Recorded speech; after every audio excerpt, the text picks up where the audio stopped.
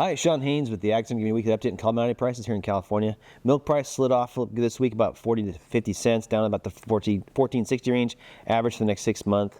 Really, the far out months are what kind of moved off. A lot of that's coming on the back of this new production report that came out from October, showing that production was up 3.7% again, 6.2% in California, and adjusted 5.5% when you look at higher components, which is pushing basically additional cream and protein in the market for additional product.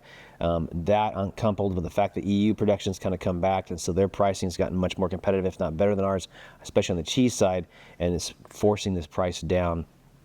The one thing I will mention is that when you look at that report, that 3.7% increase year over year really is prior to any changes from bird flu last year, which we were kind of hitting about October time on, and it really is getting priced in the market a little bit heavier than it should, in my opinion. That's not going to help move markets, but I think people should realize that, hey, some of these production gains year over year that we're seeing kind of ramp up are really not just cattle numbers, but also increases regarding the fact that we have bird flu last year that was affecting production about 0.5 to 1%. On the other side, beef prices also kind of slipping off a little bit, about 40 to 50 cents, down to about $4.90 per pound for 450 weight steers.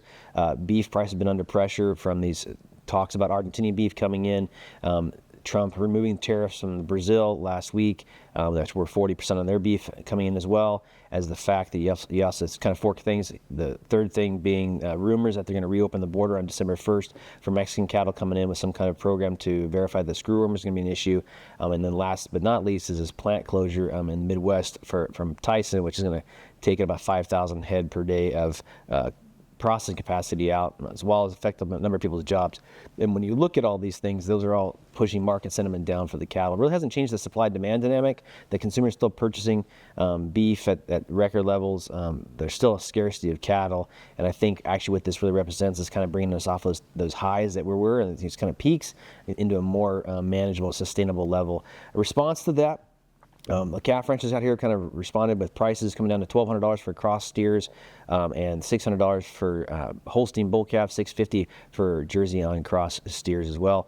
And that at that price, you could kind of see the fact that at least the grow yard's going to make some money, the cow-calf producer's going to make some money, and now possibly the packers are going to make some money as they've been bleeding quite a bit. I was warning about this quite a while back about the fact that these plants, because of the scarcity of cattle, are really running under capacity. And when you run under capacity, your overhead gets too high. That causes a cost per pound that they don't want to have. You mothball a plant, you move production to other facilities, and then you kind of gain some efficiencies again and get back to profitability again. So you can't expect packers to lose money as much as they have been for as long as they have been without doing something about it.